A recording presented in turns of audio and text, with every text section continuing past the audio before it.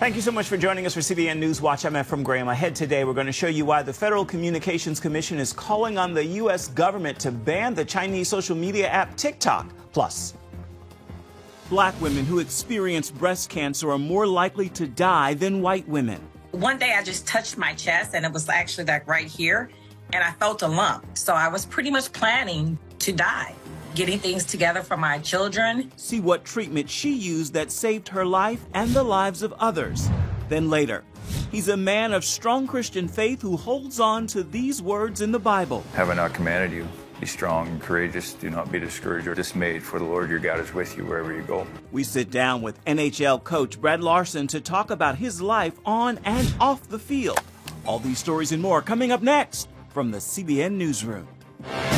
This is CBN NewsWatch. We begin this half hour with the FCC calling for a ban on TikTok and calling it a direct threat to our national security. While the app now has more than 200 million downloads in the United States alone, those users are likely being watched by communist China. Brody Carter has more on our top story.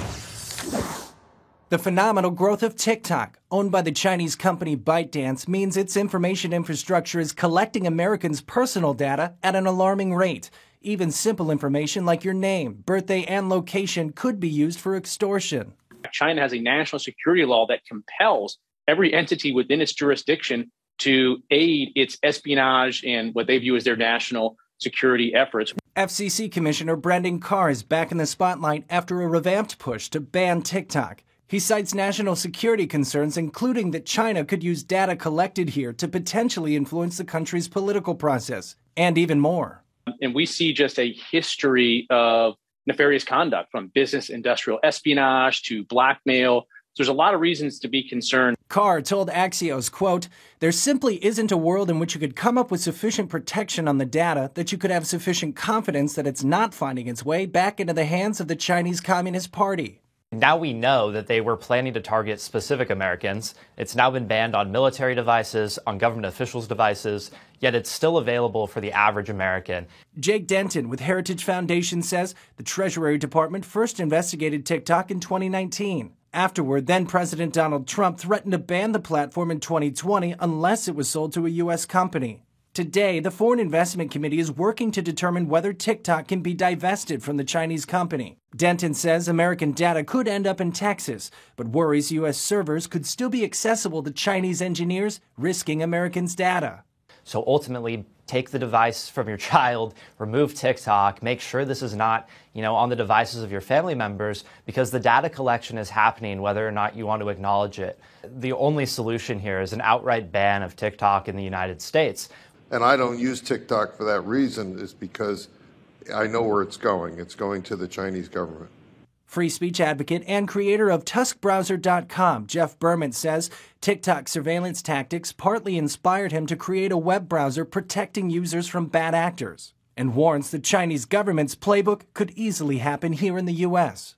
And that is very, very, very concerning. It's very clear in the Constitution the government shall not do anything like that, and they need to put more, better laws in place. In September, TikTok executive Vanessa Pappas was questioned by the Senate Homeland Security and Governmental Affairs Committee. Senator Rob Portman expressed this worry. I'm concerned that you're not able to answer the question except to say that you will not make the commitment to cutting off this data to China. We think that all data collected relating to Americans and then accessed in China is a problem. We think it should be safe from exploitation by the Chinese Communist Party. The midterms are coming up Tuesday, and many political candidates are using TikTok, and there are signals the app could play a bigger role in future elections, which is a red flag for some national security and social media experts. Brody Carter, CBN News. Doctors and hospitals are bracing for a triple-demic: flu, COVID, and respiratory illnesses. Pfizer is beginning a new study on a COVID-flu combination vaccine. The drug company also announcing this week Pfizer's vaccine for RSV, or respiratory syncytial virus, is 69% effective at preventing severe RSV cases in babies under 6 months old. The respiratory virus kills between 100 to 300 children in the United States every year and hospitalizes nearly 60,000. Jobless claims are holding at a near historic low, even as inflation soars. The number of Americans filing for unemployment benefits last week falling slightly to 217,000. That's down 1,000 from the previous week. The number of Americans collecting unemployment benefits now at 1.49 million remains near a 50-year low. All this amid the highest rate of inflation in decades. Just this week, the Federal Reserve hiked interest rates for a 6th time this year. Ancient biblical sites often attract the most attention from visitors to the Holy Land. There's now a move among some Israelis to build interest in the modern by making a connection to the ancient. CBN News correspondent Julie Stahl shows us how one artist is making all that happen.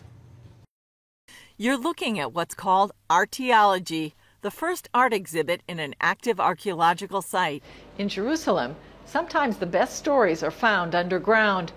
Here, next to the ancient stones of the Temple Mount, an art exhibit links the past with the present. I had this idea of putting my pieces in like a cave, something that would connect it to ancient archaeology and to the past, because it's the works that I make are inspired all from ancient history, ancient Egyptian, ancient Etruscan, ancient Israelite. Artist Nicole Kornberg-Jacobovici says most of her work relates to the Middle to Late Bronze Age, looking back some 3,000 years. Dr. Yuval Baruch had an idea, an amazing idea, to place the pieces, the art pieces that he had seen in the site where he's working, which is an old water cistern dating from the time of the first temple. Dr. Yuval Baruch of the Israel Antiquities Authority says the organization is excavating here very close to the Western Wall foundations. And one of the questions that I ask myself, and when I say ask myself daily, is how to build a bridge between the people and the ruins. Baruch says when he saw Nicole's art, it sparked an idea of going beyond guided tours and museums to connect people to archaeology. I understand that art is also another language that can allow us to build this bridge. And the fact that her art is ceramic is even more significant. When we excavated, what the most things we found is the sherds. And the shirt for us is like letters. From these letters, we can understand the period, understand the date, we can understand for what this place used, if it is a dwelling house or maybe a palace. Archaeologist and art historian Irit Ziffer says the clay connection goes back even further. Material is clay, it's mud from the earth. And this is what man was made of. The first man, the first Adam, was made out of clay. It was a figurine into which God breathed life. Ziffer is curator of the exhibit. Really was amazed by is Nicole's versatile ways in dealing with clay. She's a takeoff on the ancient things, but she doesn't do ancient things. She does contemporary art. Some of Nicole's artwork includes a piece with fish inspired by the story of Jonah. So the blue one is a reference to the Nile, ancient Nile, the place where Moses was found, and then the story preceding the story of the exodus of the Jewish people from Egypt. The blue plate is a reference to the tree of life. It's got birds and flowers. It's imagining what it would have looked like. And a special stamp like ancient And you can see more news from the Middle East with Chris Mitchell and his team on the CBN News channel. You can find it at 8:30 Eastern. You can also download the CBN News app and watch it when you choose. Coming up, black women are 40% more likely to die from breast cancer than white women. Why the disparity and what can be done to stop it? Find out next. We'll be right back. Breast cancer deaths have fallen by a third since the 1990s. When it comes to deaths from breast cancer, there is a disparity, though. Black women are 40% more likely to die from the disease than white women. Medical reporter Lori Johnson explains why and what's being done now to save lives. 11 years ago, at age 32, Sherry White noticed something unusual. One day I just touched my chest, and it was actually like right here, and I felt a lump. She immediately went to the doctor. You do have to pay attention to yourself and never write things off as, oh, it's nothing, it'll go away. Who diagnosed Sherry with a fast-growing type of breast cancer. So I was pretty much planning to die, getting things together for my children. But she didn't die. Sherry quickly pursued the best treatment available and trusted Jesus. And without that, you can't do anything. Without God, you can't do anything. Sherry also credits God for prompting her to start the support group, My Sister's Keeper, so more Black women could be in a better position to experience a successful outcome like hers. He used this ordeal that was very traumatic to help me to create an organization that will help other women get through cancer. Overall, cancer death rates have fallen by a whopping 1/3 since the early 1990s. But when it comes to breast cancer, there's a huge racial gap. Black women are 40% more likely to die from the disease than white women. Doctors say there are lots of reasons for this disparity. One is that Black women are more likely to have the type of breast cancer with a lower survival rate due to genetics, lifestyle, or both. African-American women have a much higher rate of what's called triple-negative breast cancer, which is a more aggressive form of breast cancer. African-Americans tend to get this 2 to 3 times at a 2 to 3 times higher rate than they do in their white counterparts. This may explain why when Black women receive a breast cancer diagnosis, it's 10% more likely to have metastasized or spread beyond the breast compared with white women. That, plus the fact that breast cancer strikes more Black women at younger ages, many doctors recommend mammograms early and more often. So therefore, screening, particularly starting screening at least at the age of 40, I think is extremely important. They should do it annually, and that should be true of all Black women. If a mammogram shows something abnormal, follow-up tests are needed to determine whether it's cancer. Statistics show Black women experience longer wait times for those tests and also the necessary treatment if cancer is found. In addition, fewer Black women receive the type of treatment they need, such as surgery, radiation, and hormone treatments. Dr. Lisa Richardson, the CDC's Director of Cancer Prevention, tells CBN News Black women have fewer social and economic resources, including suboptimal access to medical care that leads to poorer outcomes, including death. Richardson says the center's goal is to increase the number of women receiving cancer screening tests, as well as good quality follow-up after abnormal results. As part of that goal, a CDC program helps women with lower incomes and no insurance get access to these services. Meanwhile, organizations like My Sister's Keeper try to educate and empower women of color. We have big sisters and we have little sisters. So our big sisters are women who actually went through cancer treatment, been there, done it. And our little sisters are the ones who's recently diagnosed. So our big sisters help to be that coach, if you will. So while Black women are far more likely to die from breast cancer than others, it doesn't have to be that way. By raising awareness among communities of color and within the medical system, more can survive, like Sherry. At the end of the day, you will have an amazing story to tell about your accomplishments of an overcoming cancer. Lori Johnson, CBN News. Still ahead, for 30-plus years, he had zero faith. Today, he lives by it, coaching with love, care, and trust. Find out what made all the difference in the life of the Columbus Blue Jackets' Brad Larsen when we come back. Love, care, and trust. Those were the words that came to Brad Larsen, his mind, when he interviewed for the head coach of the Columbus Blue Jackets, and he puts them into practice every day, coaching his NHL team. Brad is an ultra competitor. He's also a man of strong Christian faith. Sports reporter Tom Buring brings us the story. The Columbus Blue Jackets' Brad Larsen is one of just 32 National Hockey League head coaches in the world. Have I not commanded you? Be strong and courageous. Do not be discouraged or dismayed, for the Lord your God is with you wherever you go.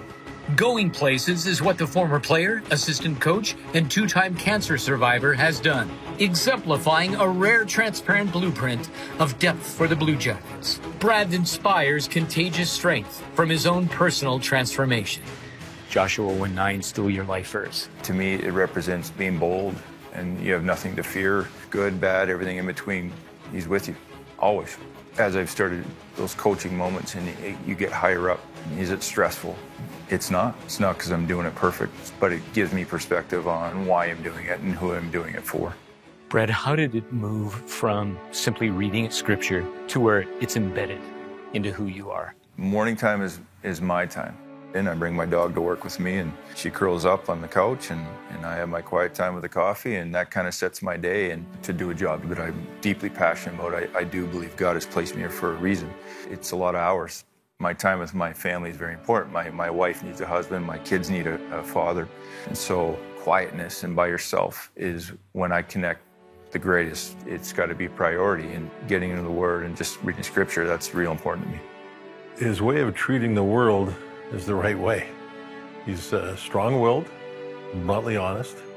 Players love honesty, and then he has a great deal of compassion to go with it. And Brad's always there for everybody. He's an amazing guy that way. Blue Jackets hockey, what is their identity? When I got interviewed for the job, the 3 words that were put on my heart were love, care, and trust. I was told by a good friend that you're probably the only one doing that, but that's what I believe in. You're going to hear a lot of words of integrity and humility, and not words that maybe you hear a lot. And there's so many layers to humility and about being selfless and team first attitude and just in life in general. On the hockey side of it, I want us to be a very relentless, competitive team. Hard to play against, tenacious, but I want them to do that because they've embraced each other. You got to care about them, and they got to see it and feel it, and then that builds trust. Patience is required. It takes time. What is it about creating a team culture that is most necessary? Humility, again, is a word that keeps coming back. Humility means it's not about you. And in this world now, in this culture now, it's really hard to take the focus off yourself. You have the social media, and it's instant kind of feedback all the time. I share this with my players a lot. It's whose opinion matters. You got to be really careful about that. Who's feeding you? And there's a lot getting thrown at them. Individual results, I need them because guys bring certain skill sets, but it's always about the team. Whose opinion matters most? May 22nd, 2011, I gave myself to the Lord. It changes your life.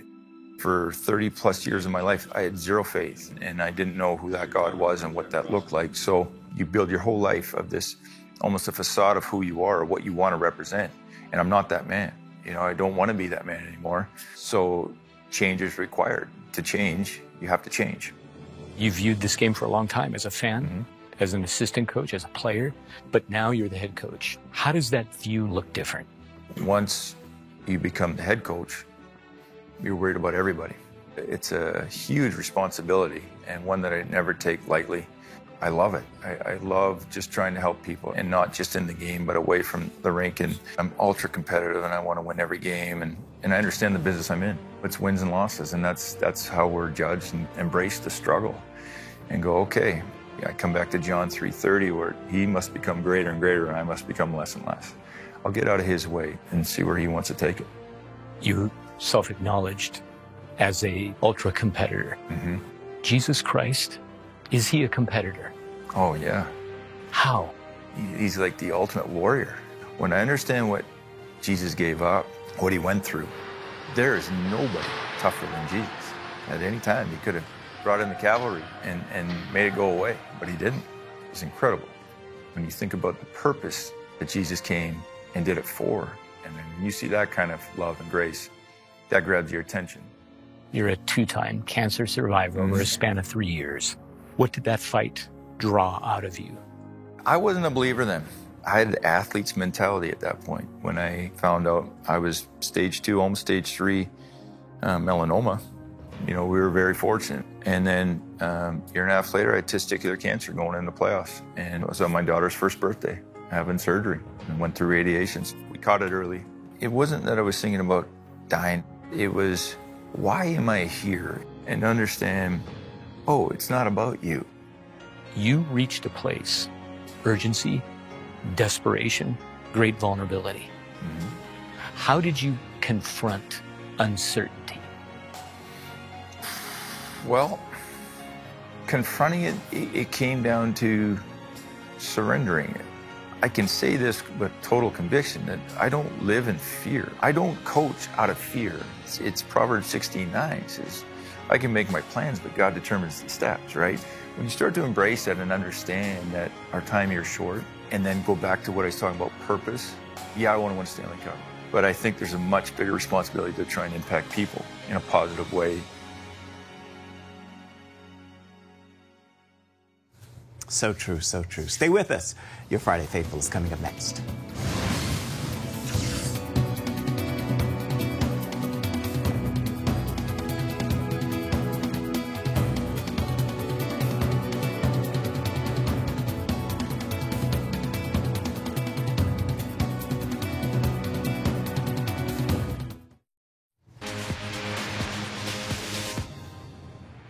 Time now for your Friday Faithful. I leave you with this thought as we wrap the week. You are never losing. Your life's experiences are either a blessing or a lesson. And in the end, even the toughest lesson becomes a blessing when your eyes are open to receive it. With that word and that lesson, make today a fabulous Friday. And be sure to have yourself a wonderfully restful weekend. That is going to do it for this edition of CBN NewsWatch. Thank you so much for watching. Want to remind you can always find more of our news programs on the CBN News channel. You can also find them online at cbnnews.com. They're available at both places anytime. We'd love to know what you think about the stories you've seen here today. You can email us. The address is right there at the bottom of your screen. It's newswatch@cbn.com. You can also reach out and touch us on Facebook, Twitter, and Instagram. Thank you again for joining us this week. We look forward to seeing you right back here, same time come Monday.